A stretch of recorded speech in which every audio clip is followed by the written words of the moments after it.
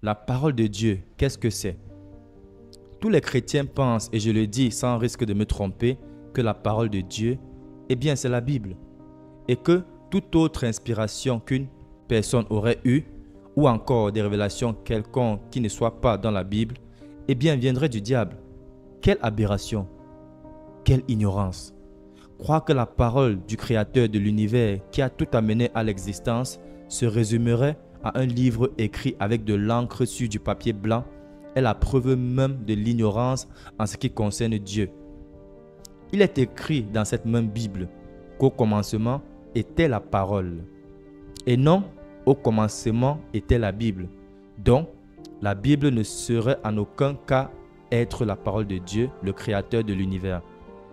Vu que cette Bible, non seulement ne vient ni avant la parole, ni après la parole, mais vient même après le dernier né de la création tout entière, qui est l'homme physique originel. La parole de Dieu est Dieu lui-même. C'est la Bible qui le dit.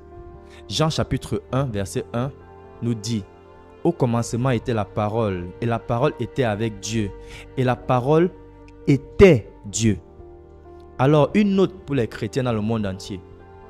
Le premier commandement dit dans le livre de Exode, le chapitre 20, « Tu n'auras pas d'autre Dieu devant ma face. » Alors, dire que la parole de Dieu c'est la Bible revient à dire que Dieu c'est la Bible, puisqu'il est écrit que la parole c'est Dieu. Et ceci viole directement le premier commandement qui dit qu'on n'aura pas d'autre Dieu en dehors du Dieu créateur. Alors, il faudrait que les chrétiens dans le monde entier arrêtent d'accorder autant de valeur à la Bible puisqu'il en faut. Car la Bible ou encore les Écritures ne peuvent en aucun cas être la parole de Dieu, ne peut en aucun cas être Dieu, mais les Écritures sont là pour rendre témoignage de la parole de Dieu. L'apôtre Jean témoigne de ce que Jésus a dit dans le livre de Jean, le chapitre 5, verset 39. Vous sondez les Écritures parce que vous pensez trouver en elles la vie éternelle. Mais ce sont elles qui rendent témoignage de moi. Notons ici que quand Jésus dit cela, tous ses disciples, que ce soit Matthieu, Marc, Luc, Jean, n'ont pas encore écrit leurs évangiles. À cette époque, Jean n'avait même pas encore écrit l'Apocalypse. Et mieux encore, les épîtres de Paul n'existaient même pas encore, car Paul n'est même pas encore converti.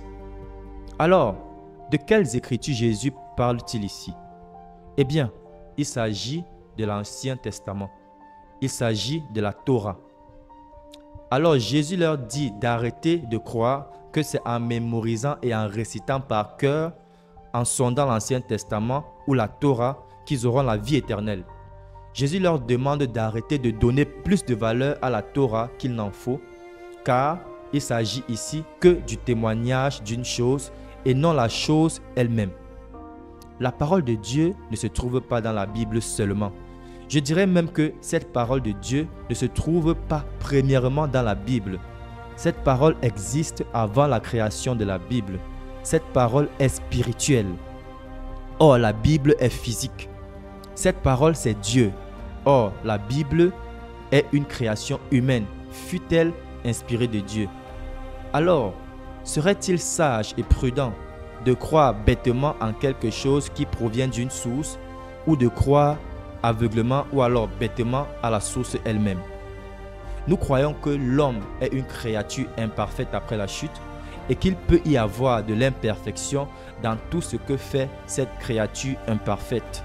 Quand bien même il s'agira d'une révélation, il pourra toujours y avoir de l'imperfection au niveau de la transmission de la dite révélation, soit un ajout personnel, soit une omission.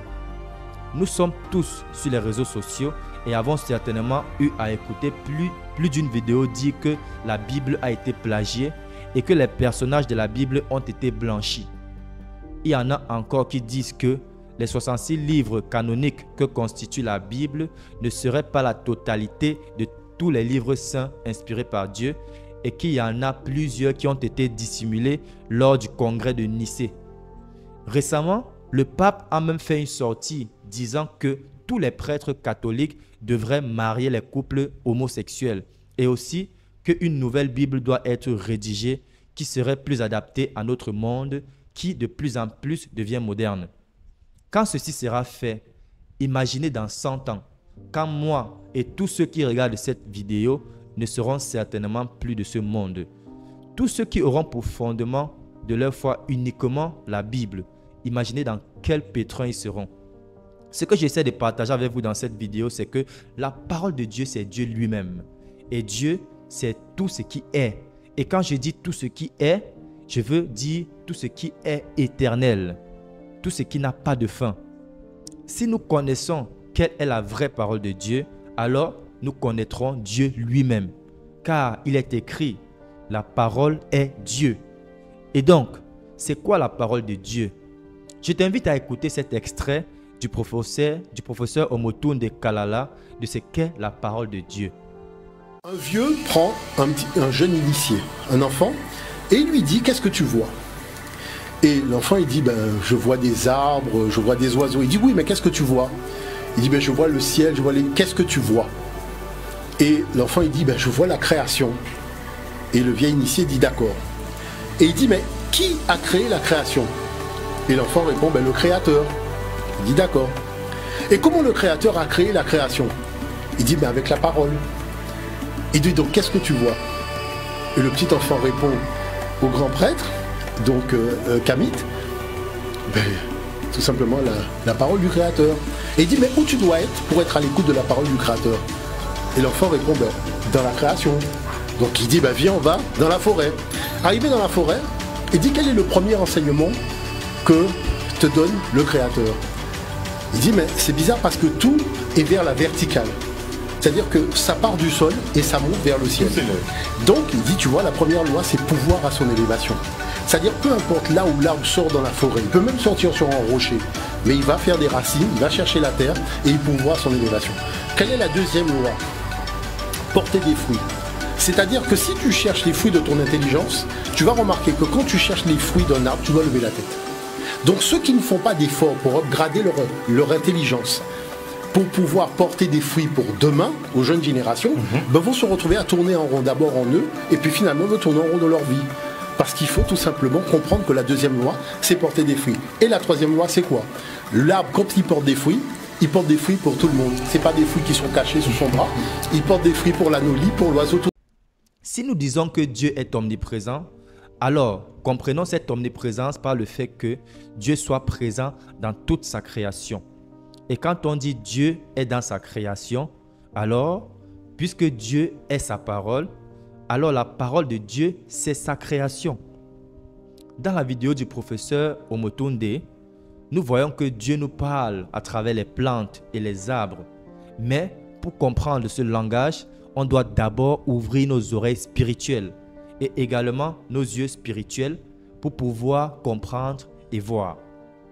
Tout comme à travers les plantes et les arbres, Dieu nous dit à travers les oiseaux qu'à chaque lever du soleil, nous devons élever nos voix vers le ciel et louer le Créateur de l'univers, le remerciant de nous avoir protégés de la nuit et lui priant de nous accorder notre pain de ce jour. Et au coucher du soleil, élever encore nos voix pour le remercier de la force qu'il nous a donnée tout au long de la journée et pour notre pain de ce jour qu'il nous a fidèlement donné et le prier de nous protéger des esprits de ténèbres pendant notre sommeil. Dieu nous parle également à travers le soleil qui a un temps bien précis pour se lever et un temps bien précis pour se coucher. Régler les saisons dans le monde de par sa position dans le ciel à des périodes bien précises pour produire le printemps, l'été, l'automne et l'hiver. Pareil que pour la lune qui sait exactement quand est-ce qu'il faut se lever et se coucher à des moments bien précis. Prend avec mesure les 7 parties de la lumière du soleil, une partie tous les 2 jours et devient pleine au bout du 14e jour, marquant ainsi le milieu du mois, et ensuite enlève une partie tous les 2 jours jusqu'à ce qu'elle devienne obscure, marquant ainsi la fin du mois. Apprenant ainsi à l'homme, qui est en quelque sorte le dernier né de la création, à être organisé et ordonné, à avoir un temps où il fait chaque chose, un temps pour manger, un temps pour se reposer, un temps pour dormir, un temps pour se réveiller, un temps pour travailler, un temps pour faire toutes choses. Nous disons que l'expérience n'est rien d'autre qu'une accumulation de données dans une période donnée. Si tu es nouveau dans une entreprise, alors tout ce que tu trouveras dans cette entreprise auront plus d'expérience que toi en ce qui concerne le fonctionnement de cette entreprise. Si tu es nouveau dans une cuisine, eh bien, tous les cuistots que tu rencontreras dans cette cuisine auront plus d'expérience que toi. Et en ce qui concerne l'expérience de la vie, tout ce qui a existé sur Terre avant l'arrivée de l'homme aura forcément plus d'expérience que l'homme en ce qui concerne le fonctionnement de cette vie. Car la Bible nous dit dans le livre de Genèse, le chapitre 1, que l'homme a été créé en dernière position lors de la création du monde. Ceci dit, l'homme, pour comprendre le fonctionnement de la vie, pourrait s'en remettre aux oiseaux et aux poissons qui ont été créés avant lui au 5e jour, aux luminaires qui ont été créés avant lui au 4e jour, ou encore aux arbres fruitiers et des herbes portant de la sémence qui ont été créés avant lui au 3e jour. Et même aux animaux qui sont en quelque sorte ses frères jumeaux qui ont été créés le 6e jour comme lui. Dans le livre de Genèse, le chapitre 6, les animaux ont écouté la voix de Dieu et sont montés dans l'arche de Noé. Et même aujourd'hui, les animaux savent toujours écouter la voix de Dieu, car à chaque tremblement de terre, vous ne verrez jamais un animal pris dans les décombres. Tout comme Dieu a parlé aux prophètes dans l'Ancien Testament, qui ont vécu une expérience personnelle avec Dieu et ont laissé un témoignage écrit qu'on qualifie aujourd'hui des Saintes Écritures ou la Bible. Alors aujourd'hui, puisque Dieu ne change pas, il est le même hier, aujourd'hui et éternellement. Si nous lui demandons dans la prière et la méditation de nous parler comme à ses prophètes, il nous parlera car il est en nous. Nous l'avons en nous partout où nous sommes. Et si nous ouvrons nos oreilles intérieures, rien ne va nous empêcher d'écouter sa voix. Car il parle. Et cette parole n'est pas dans un livre qu'on appelle les Écritures ou la Bible. Cette parole, elle est vivante et se fait entendre à tous les êtres vivants. C'est à eux maintenant de se mettre dans des dispositions de jeûne, de méditation et de silence pour pouvoir entendre, pour pouvoir écouter cette voix qui n'a jamais cessé de parler depuis la fondation du monde. Croire qu'on sait déjà tout est la pire forme d'ignorance, car les plus grands savants ont compris eux-mêmes qu'ils ne savaient rien. Et donc, savoir qu'on ne sait rien ouvre une possibilité infinie de pouvoir apprendre. Mais se bloquer et se renfermer, croyant qu'on sait déjà tout, nous empêche d'apprendre. Il y a tellement de choses à apprendre. Il y a tellement de choses à découvrir, car Dieu a déjà tout créé. Maintenant, c'est à nous, êtres humains, de découvrir par la méditation, le jeûne et le silence absolu ce qui a déjà été créé par le Créateur. Et c'est ça, être spirituel. Dans le silence, parce que la voix de Dieu est une voix qui parle avec douceur, est une voix qui murmure. Et pour l'entendre, il faut être silencieux.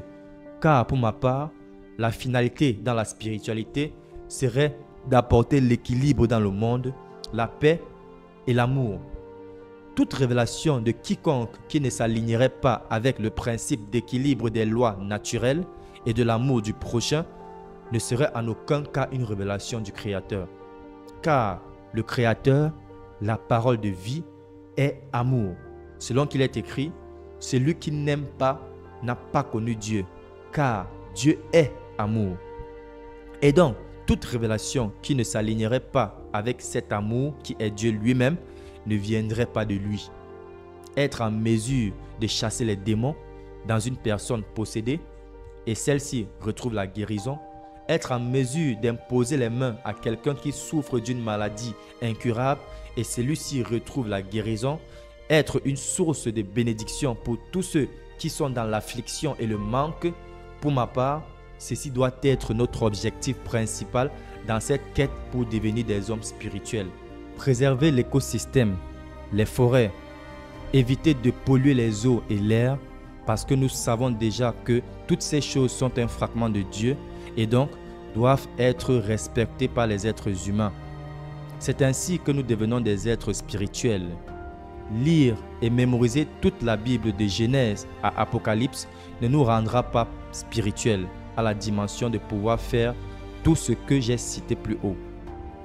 Une relation intime et personnelle avec le Créateur doit être la prochaine étape après avoir lu toute la Bible. Sinon, nous allons nous retrouver en train de tourner en rond année après année et jamais ne serons des hommes spirituels capables d'apporter le moindre équilibre dans le monde, capables d'apporter le moindre changement dans le sens d'améliorer la vie sur terre. Que le Créateur de l'univers nous fait grâce de pouvoir entendre sa voix et ainsi nous pourrions nous élever spirituellement. Dieu vous bénisse tous et shalom.